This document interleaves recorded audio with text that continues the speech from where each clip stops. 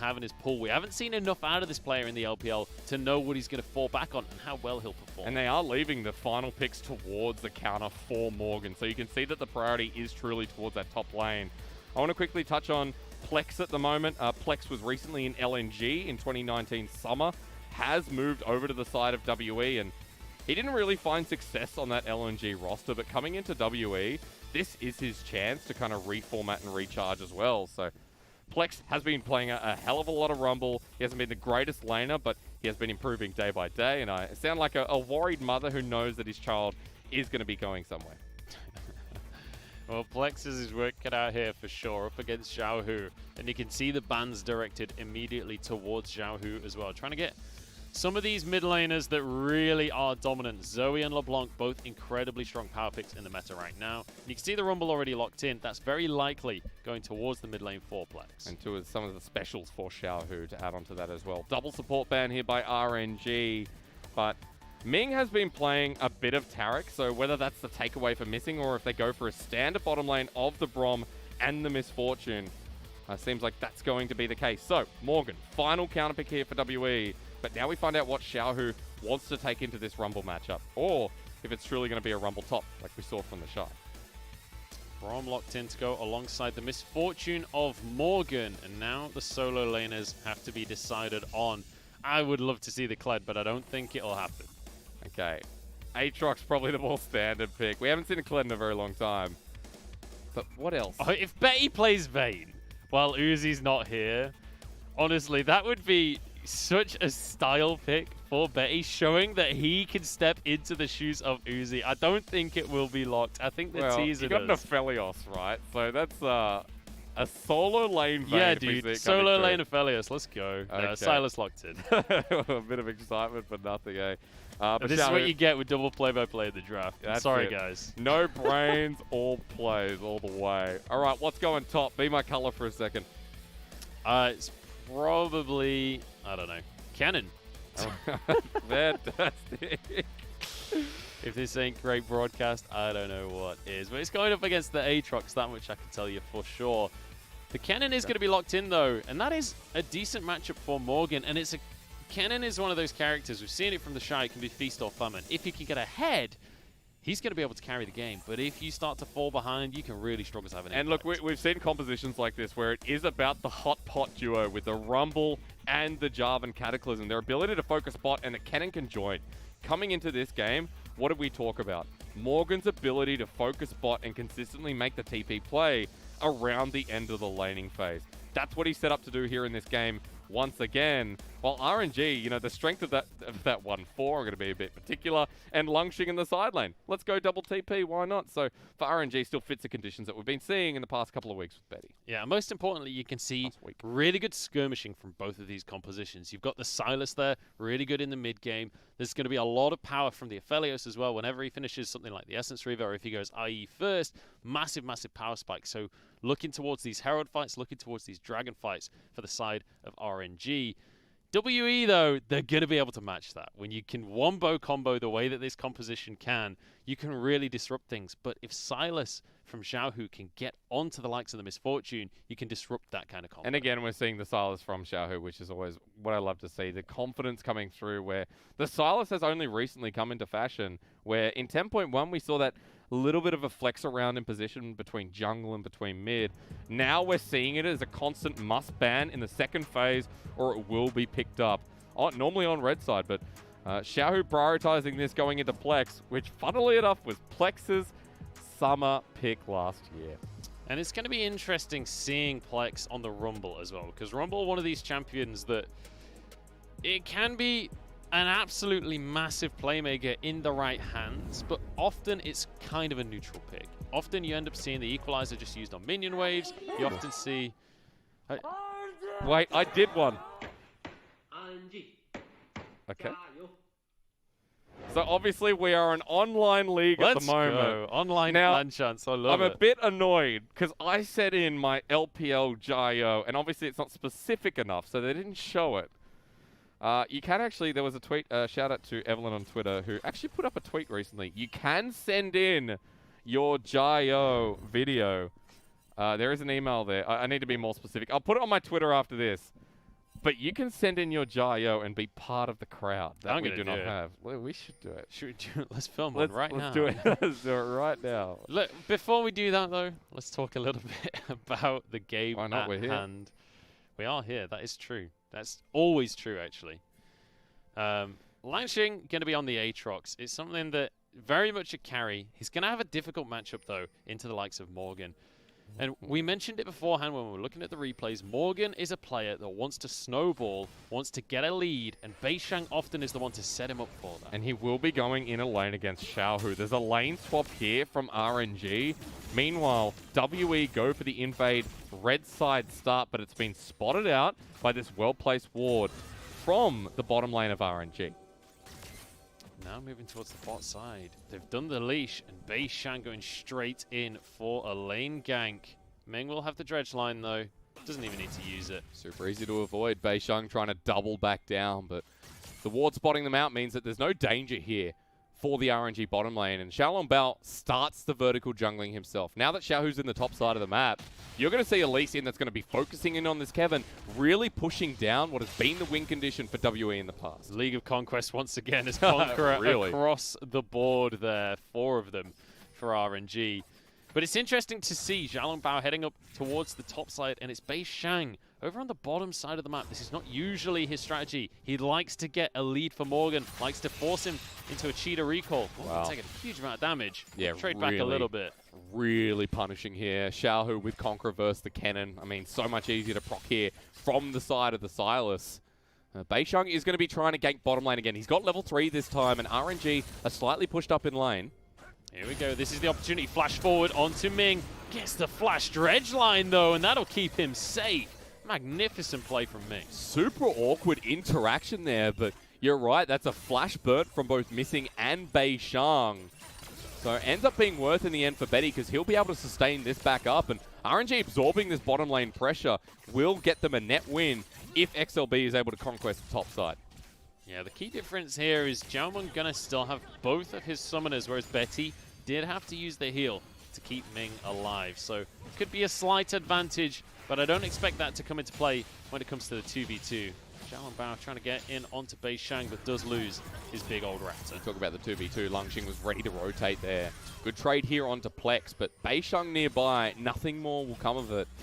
And now for Xiaolongbao, it's just, okay, back to the top side. We've got a Scuttle Crab to take. We've got a Cannon that we could potentially dive soon with a couple more levels onto Xiaohu. Flash is available for the Lee Sin as well. Certainly is, and he's headed up towards this top side. Morgan has that flash. Should they try and make a play under tower onto him, it would be very difficult to get onto the Kennen. And Kennen, one of these champions, can be a little tough to dive if he can get the stun right, but that's going to be an engage coming out from Ming onto the likes of Missing. Braum's so difficult to get the damage to stick onto, though. The trading here is going to be significant. Remember that Missing doesn't have his summoner spells available, so the targeting from RNG, really nice there onto the engage, but merely a trade because the top lane, the engage might happen there. Xiaolongbao really wants to impact this top lane. He's been on the top side of the map the entire time, Spotted. but Beishang is coming as well, and he is going to be level 4. There's a stun, though, going on to Xiaohu. Beishang's here. Doesn't go for the flash because it's on cooldown from the bottom lane play. That means the Xiaohu walks away. You would have all seen what Morgan just did there. He circles around the abscond abduct, so Xiaohu can't land him onto him.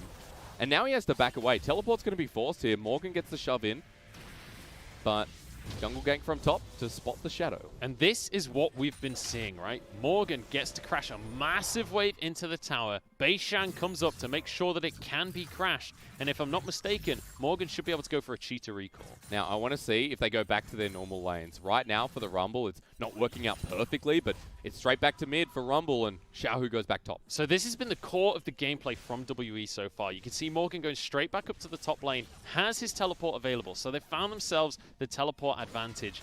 Now, in the next few minutes, while Xiaohu doesn't have his teleport, expect Morgan, once he's level 6, to look for a teleport play around this dragon. Because that's coming pretty damn soon as well on that point. Morgan will be getting back to lane now. Bottom lane shoved out a decent amount, but remember all about positioning. The Jarvan is bot side too. So while we've been setting up this level 6, this roam, everything needs to come together for WE. And it's going to be about how Xiaolongbao responds. Xiaohu gets level 6 himself. But will not steal the ult just yet. No, not going to have the opportunity to just for now. And Morgan will be just trying to DPS down these minions as fast as possible. And Xiaolong Bao, obviously a level down in this jungle because he spent so long in the top side of the map just trying to get any kind of pressure onto Morgan. Also tried to get the Raptors before and wasted a lot of time spotting out Beishang. And it's, you know, kind of refreshing to have a game that doesn't escalate by 5 minutes. I say that, but a lot of the time as a play-by-play, when you get a nice 5-minute fight, team fight with all 5 members, feels pretty good. But definitely does. I like the breathing. Doesn't mean I have to be smarter, which is not, you know, not the big brain play, ironically. Well, across the board so far, things relatively slow. But as we said, both of these team compositions, they want to be going for the skirmishes once those ultimates are available. You see Xiaohu going to be stealing the ultimate from Morgan. But now we could wait and see what Morgan wants to do. He's hit 6 for himself. He has the teleport available. Are they going to force a play? Well, Beishang's here. I don't think he's been spotted on that ward in the tri-brush. But notice what we're talking about. The ward is set up, or was rather, for WE. But the damage from Betty. Oh my goodness. Xiaolong Bao's waiting in the wings. He's not even needed right now. Betty just rails down Missing's health bar. And that's just the power of this Aphelios pick. Once he has that BF sword, you have to respect that damage. It's also the Severum Q when you have Crescendum as your secondary, and the amount of shurikens you get can be pretty damn nutty. Beishang only now is coming down, but they didn't spot out the Lee Sin before as far as I'm concerned, but they're engaging. Oh, Ming gets the dredge line though. That might just keep him safe. But that's going to be the concussive blows. It does finish off in the end. Can't escape. Heal comes on down, and Ming is going to fall. First blood going the way of Xiaomeng, but it's answered twofold. There's a solo kill in the top lane as Beisheng falls, and RNG just rinse WE. Down from the mid lane, they strike hard, and that's going to be a dragon off the back of it as well. 4 quick kills that really set this game alight. And Xiaohu says, Morgan, you want to make a play on the bot side? I don't think so. Not while you're dead, my friend. Oh my, that's going to be absolutely massive. And now the game's set up for a big, bad Aatrox. And an infernal start with a bit of bonus stats coming right up.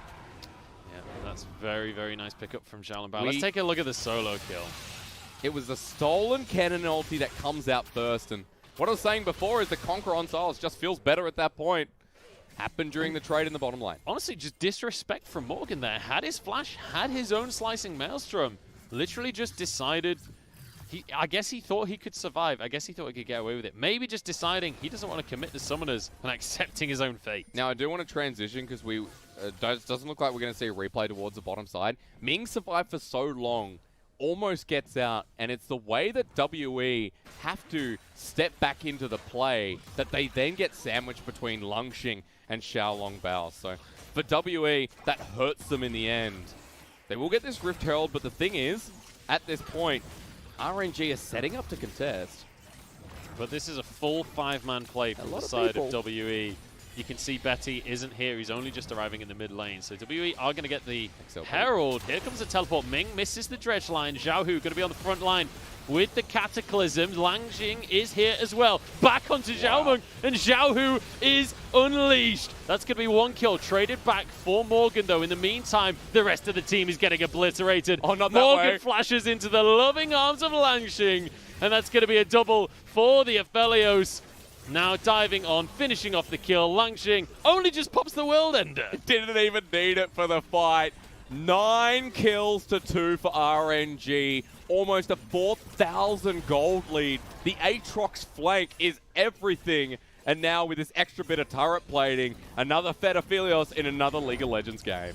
Yeah, let's just take another look at this fight and look at the TP deep in the backline. In the meantime, this is without an AD carry. They already start off strong. He doesn't have World Ender at the start of this fight. You don't expect that Lungxing is an issue, but Xiaohu takes so much from WE, so many key ultimates, and then they have to run away to either Lungxing or the rest of RNG. And either way, the chase that can follow up with the rest of WE is enough to secure everyone from WE. And I don't know if you saw the equalizer coming out from Plex, but it was pretty much entirely inside the wall outside of the Baron pit. So really unfortunate ultimate coming out from him. And it has to be said, when you look at this team, Morgan and Plex, those are the 2 Korean players that have been brought into this roster.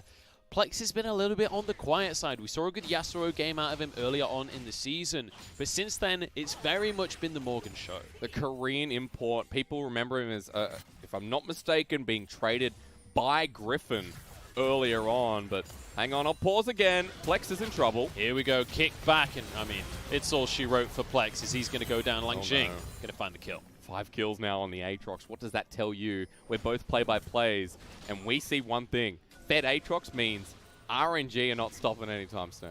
No, they are most certainly not. And Langxing, he was the one that we were saying was one of the weaker parts of the side of RNG. Maybe Morgan could take advantage. What do? They just lane swap him away. Send him to the mid lane. That way, Xiaolongbao and Ming can support him, get him set up for success. Ooh. And then these mid-game skirmishes have just gone all into his pocket. And if we just take a step back, because Xiao is ready to solo kill Morgan with that ultimate in hand, these lane swaps have ruined the game. Time for a dive. Zhao Hu wants to get yet another kill onto Morgan. He might sacrifice his life. The Kingslayer not enough, and Morgan finds the play. I said it earlier. Don't dive the Kennen. Yeah, you probably shouldn't do that. And Xiao Hu with his confidence over-eager in that dive. Going to get punished massively. So a win over to WE in the slightest form will mean something in the long run. But they need more of those, and they need them soon. We'll see if they can find more wins. They're 4,000 gold down right now. It's going to be tough. Plex is just getting camped right now. Immediately, as soon as he's back in the lane, everybody collapses. And as I said before, Xiaolongbao and Ming setting Langxing up for success. Really good bullying here. I mean, look, not good for Plex, but not that I condone bullying at that as well. It is hard. I know bullying, and this is good bullying. Good bullying. Plex is 0-3. Plex essentially has been moved out of this game. And it's the roams from Ming that are coming through. The Nautilus combined with Xiaolongbao. You said it yourself best, that they're setting up Langxing to succeed, who is at 6,300 gold with a completed Black Cleaver. Yeah, they are going to be able to finally drop their Herald. That's the side of WE. A lot of gold going towards the pocket of Morgan, who I've just noticed is going AD Kennen here. Yeah. Well, so I saw the Gunblade, and I saw the Cutlass, and I thought, okay, Gunblade Kennen, yeah, that's pretty normal. Finishes the Blade of the Rune King, though. I want to pull out something. It's a Conqueror's Kennen, right? So the ability to get more on hit, more auto attacks, and I'm not going to explain it too much because you know me, but Blade of the Rune King start here first. Going to give a bit more movement speed on top of Xiao Hu as well. But a Dragon is taken on the other side, and Munchables, Beisheng in a bit of a pickle. But just like an onion, he's going to slip away off of your fort. They're always so slippery. Said he's in a pickle. Yeah, well, I've never had that problem with onions. I don't know. Pickled onions, they always bounce off of the plate. Anyway, Xiaolongbao's getting chased down. Equalizer's finally on point, and that's a bullet time to follow up as well. Teleport, though, from Xiao Hu. You're absolutely right. Cataclysm onto Xiaomeng, but he got exhausted, so he doesn't have the damage. Langxing needs to be huge in this fight. World Ender comes out. Plex is alone. Doesn't have his flash available and will go down in the end. Dragon, though, goes the way of RNG. You just can't deal with Langxing. A level 11 Aatrox can zone off 3 people, and if you stay in the fight, he'll kill at least one of them. So right now, WE is suffering from this mid lane, and every single objective is not theirs to take. The way this game is going, WE are getting slammed out, having no say whatsoever. Yeah, it's been a really rough situation. Look at the plate gold going towards Betty as well. Most of these skirmishes, Betty's been able to kind of chill on the bottom side. The way that RNG have been playing is around the mid lane, so he's just been sitting, soaking up the minions, and then every time Xiaomeng leaves, he's able to get plays. Well, at this point, Betty with the Infinity Edge first. Now, just a quick talk about builds. At least in the LPL, I haven't seen other regions what the first build of Phelios is at the moment, but in 10.4, we've shifted from the Essence Reaver to straight into the Infinity Edge sometimes, right? You get that early power spike, and when you have Severum and Infinity Edge and the ability to add Crescendum in there as well. Crescendum, we talked about this the other day. There's a lot of early damage that's being accessed here by the Aphelios. Yeah, certainly going to be able to dish out massive damage, especially if you have the Severum as well. Obviously, when you use your Q, it can crit. You're going to be hitting so rapidly that you can just burst someone down. Betty's been found, though. Bullet time does absolutely nothing. Betty flashes. And it's a disastrous gank for WE. Okay, but at least they get the flash out of Betty at the end. They will get this turret, so they're getting something on the board. WE are not sitting and twiddling their thumbs, and that's the main thing here. RNG are backing away, giving the respect to this bottom lane, so a bit more gold to the really only element that is impacting this early game. Missing. He's going to be stepping forward pretty aggressively here on the Braum. In the meantime, Xiaolongbao does manage to find himself their Herald, so they might be able to at least trade towers here to make up for the first one that goes down in favor of WE. When you look at the gold, though, it's 4,000 in favor of RNG. Even if the tower went down, I think they're still going to be pretty happy with the position they're in. But you got to be positive sometimes, you know. You want to give WE something, and Morgan wants to give him a fight. Here we go, diving onto Morgan. The AD cannon not going to do too much with the ultimate. Xiaohu almost dashes out of the tower's range. Very nicely played. Now, Rift Herald still available here for Xiaolongbao, but doesn't choose to use it in this engage. Beisheng's coming up to the top lane, so another day. As Beisheng looking for the engage, but Xiaohu stopped his back. Run award. They are going to be spotted out. Beisheng baiting this one because the rest of his team is on the way. Xiaomeng's nearly here. Cataclysm onto Xiaolongbao. Does have the flash available and will go for it. Bullet time, though, will finish off the kill. Beisheng gets the credit. Langxing too late to the party. And suddenly, it isn't RNG getting the tower. It might just be WE instead. Langxing trying to pressure, trying to do something. Plex is moving up here as well, has the equalizer, but not a lot of damage coming out of this rumble. And now that Langxing is here, WE have to back away. Morgan noticed as well, use the TP to get to the mid lane. So now no longer has the advantage to look for a play in the back line. He's all about pushing up these waves, and that's what he's doing right now. So Morgan just going to be clearing out in the mid lane as Betty. I mean, the Infernum's so good at just clearing out those minions. And this is something that we're seeing in basically all of the leagues, is when there's a bit more of a quiet time in the game, you'll often see these waves just being ping-ponged, and especially in the LPL, part of the reason is they got to be ready for any of these fights that can kick off. You can't be stuck in a lane freezing, because quite often you end up punished and the rest of your team goes down. Yeah, well said, I think, at this point as well. Because we're in a state of ping-pong, it's a good time to take a look at the items as well. Now, Mr. Munchables, what do you see on that screen that tells you that this is a really dangerous H1? The Death's Dance and the Black Cleaver. Yeah, I see that as well. You're testing my item name knowledge. No, I'm not testing you at all. I'm just showing interest. A Death's Dance at 18 minutes, 2-item mid laner, and they want to fight it. Here we go, WE aggressed upon Plex, the target to start with, but he's going to be fine. Missing, barely gets away. Has to use Xiaomeng's heal there. Langxing using the World Ender, but no World's Ended today. Okay, but they do the damage. Morgan not going to get abscond abducted, but Dragon's here. WE want to fight over it. But do they have the health for it? I would say so. Well, Missing doesn't. He's at half health. Xiaohu does have his hijack available on Morgan. That cooldown is about to time out, so Xiaohu could use the Kennen ultimate potentially in this fight if it goes down quick enough, but I think WE might just... Oh no, the Dragon resets. That's really bad news. Yeah. He's gonna know! Xiaolongbao gets it anyway, gets a kick straight onto Xiaomeng as well. What? Xiaohu's in the backline though, and he's won. Oh, he gets away! Cataclysm, this massive Missing's gonna go down. It's all falling apart for WE. Beisheng collapsed on, and that's gonna be another fight for RNG. I'm with you. I thought that fight was fine, and that kick from the steal, Xiaolongbao dictated that fight before it even began.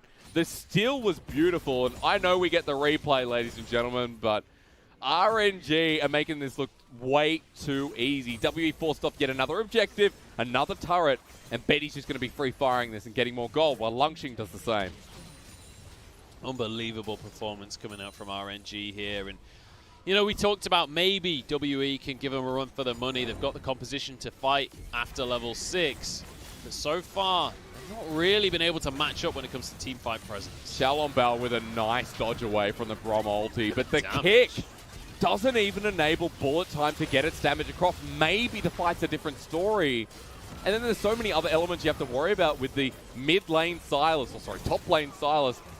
Really hard to kill. And then Langxing was already so damn fed that you didn't want to interact with him anyway. So. Yeah, and Xiaohu's 1v4, right, and it looks like he might end up going down, but he steals the Cataclysm, then uses it to jump onto Xiaomeng to get out of the fight. Does end up going down later on anyway, but just the sheer presence of mind, and it nets him the kill onto the carry. And it just makes RNG's fighting, again, look really good. What was the story coming into this? That RNG are one of the best team fighters in the LPL once again. Even without Uzi, even without Carter on this roster anymore, you still have people like Xiaohu, you still have Ming, and the new members are facilitating really, really well. So RNG, some clean stuff so far, and they're making this game one look like a bit of a clinic against WE.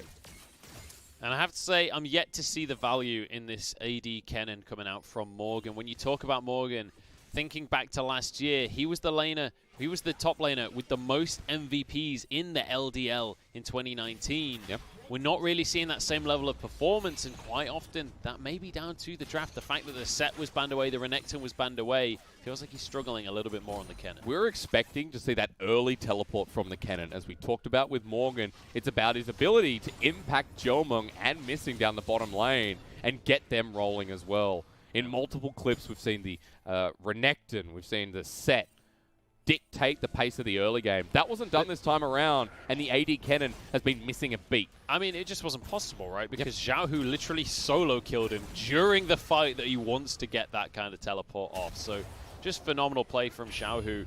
And, you know, it's exciting to see Xiaohu up in the top lane. We were saying how he was going to be kind of freed in this mid lane. Instead, they've sent him top. They say, you go deal with Morgan. He's their strongest player. You're ours. Let's see the 1v1. Also, another reason that I feel like this game was influenced by so early on was Xiaohu taking the lane swap into the Kennen. Langxi got a better time, and now you can see that, yeah, looking for the solo kill onto Morgan.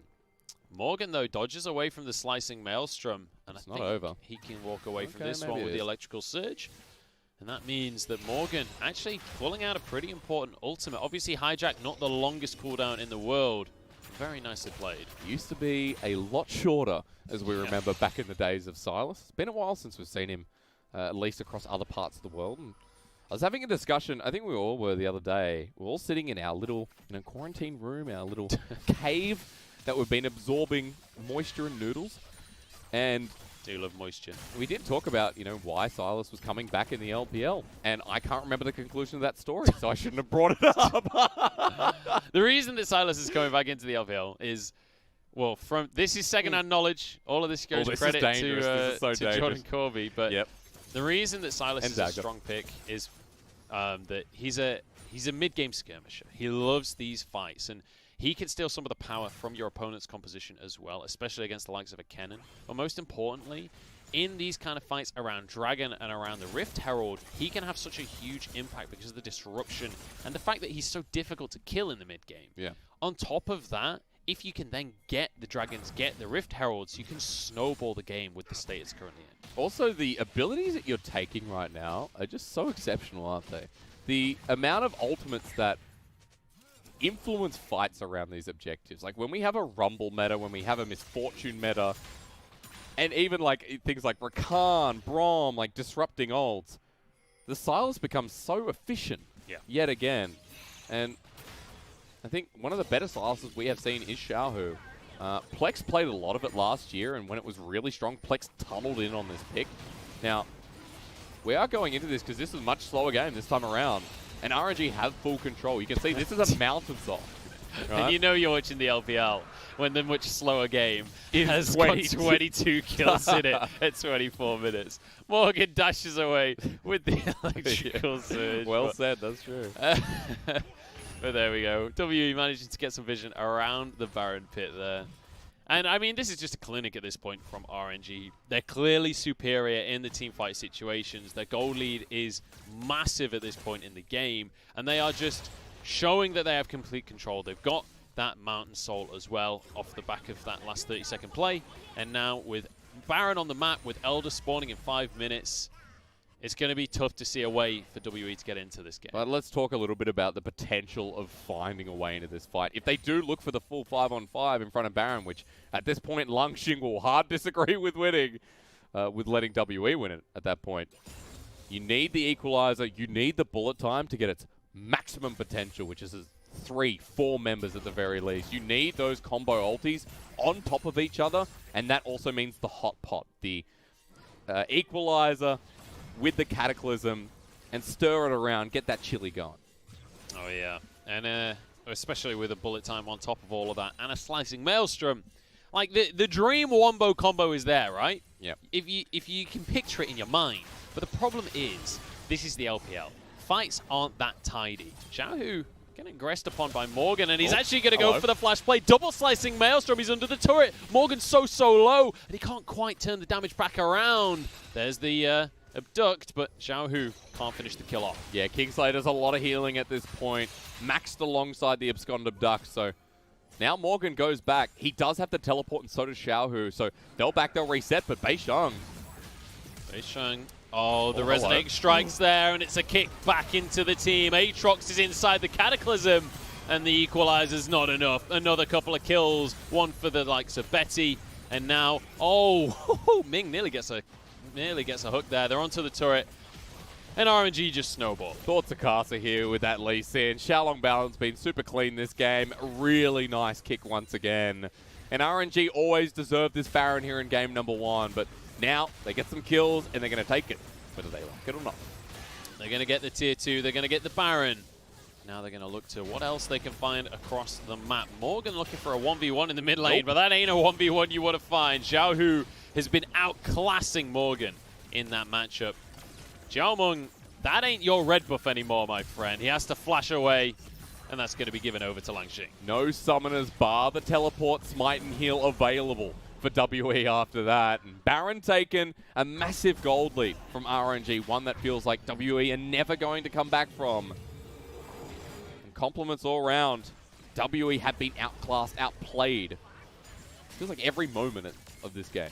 And you know, this is the result that you do expect coming into this series. RNG are the clear favorites. When you look at the scores coming into the series, it's 2-1 apiece, right? They've each got 2 wins, they've each got 1 loss. But when you look at the teams that they've faced leading up to this series, WE lost to JDG. They beat V5 and VG, the 2 teams at the bottom of the standings right now.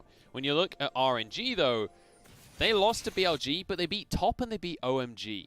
Much more convincing wins, much more convincing results, and you're seeing that visualized right before your eyes with this gold lead. The argument of strength of schedule is a really big one here. Now, for WE, I will say that my expectations were a bit lenient to give WE a potential game through this top side. It is only the start of the series, so WE after this is going to have to reset, but we're not at that point yet. We need to see that final fight coming through from RNG, as with Baron, they're starting to push the base and using Langxing on the strong of this bottom side. Langxing is absolutely massive at this point in the game. He can comfortably pressure by himself, and in the meantime, Betty with the Calibrum going to be able to poke away at this tower. In goes Xiaohu. Here we go. Very, very deep, but he's happy to just go 1v4 right now.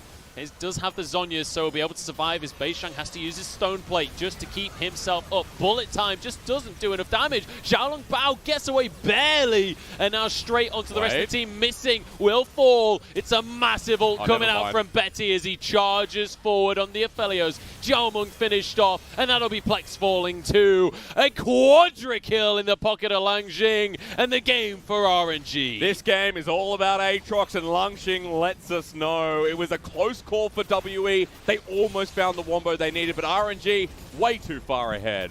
What a performance coming out from RNG. An absolute clinic in game number 1. 24-7 is the final scoreline, and 24-7 is the dominance of RNG. All day, every day. Well said, my friend. Well said. But yeah, RNG start off with what is an absolute clinic coming back into this game, or coming back into this series, rather. And yeah, WE just fall apart at the seams straight from the get-go. And once again, it goes back to what we were saying right at the very start of this series. The skirmishing from RNG is exceptional. When it comes to these mid-game fights, when it comes to the fights around the Herald and around the Baron, RNG's mechanical prowess really shows up, and Xiaohu especially. Just his willingness to flash forward for a 1v1 against Morgan, consistently shutting him down. He knew that Morgan was the strength for WE, and he knew he had to take him out of the game completely. He did that perfectly, and the mid laner succeeds again. Langxing doesn't need the damage that game. It was all about him, and the early pressure that was applied to Plex, shutting down that Rumble. And shutting down implies he ever got ahead. No, Plex didn't get to play the game. He was 0-4 by the first 15 minutes. Yeah, Plex really struggled in this one, and I said it before the game, Plex has been struggling a little bit. He's one of the Korean imports for this squad, and he's not really been able to put up the numbers so far for them. So it's going to be difficult to see what he's able to achieve in the next game in this series. My mask is going all over the place, I'm not going to lie. It keeps steaming up my glasses. I'm really struggling to get a grips, but every other time when I go outside, I take my glasses off, but I can't read anything if I do that. No, that's all right. You need to read. It's all right. We're making the best of it. Obviously, we are not used to. Well, we do wear masks. Anyway, hello, draft. Good You're the color caster. Fire away. Oh yeah, mate. that's true. I am. Normally, I can get away with this kind of stuff. Let me tell you one thing, right? Let me tell you one simple thing. I like Aphelios. I think Aphelios needs to be banned. I don't think Aphelios is worth letting through. People will disagree with me, but that's my opinion. At the end of the day, RNG looked great on both draft and in game. How's that? How easy is that to say? Yeah, I mean, you're not wrong. You're not wrong. I think the draft really, it all comes down to the final 2 picks from the side of RNG. They're able to get the Aatrox, they're able to get the Silas as well, and both of them dominant. But a lot of it came down to the way that the support and the jungler both consistently roam towards the mid lane for RNG, setting Langshing up on this Aatrox, getting him snowballing in the Isn't it game. funny that it's not Xiaohu this game that's set up, it's Langshing. So maybe it's not more about Xiaohu, maybe it's more about the position of mid for RNG. Whoever's mid is actually getting the resources now that Uzi's not there. Betty sits alone on an island, and as you said in game, he was farming up turret plates. He then moves into the fight and is such a big threat alongside Langshing and Xiaohu. So well played for, I guess, through mid and punishing Plex hard. Yeah. The rest of the map succeeded because of it. It's definitely the way to go against WE, and they've shown it in game number 1. It's about time we head into a quick break. We'll find out if WE can fire back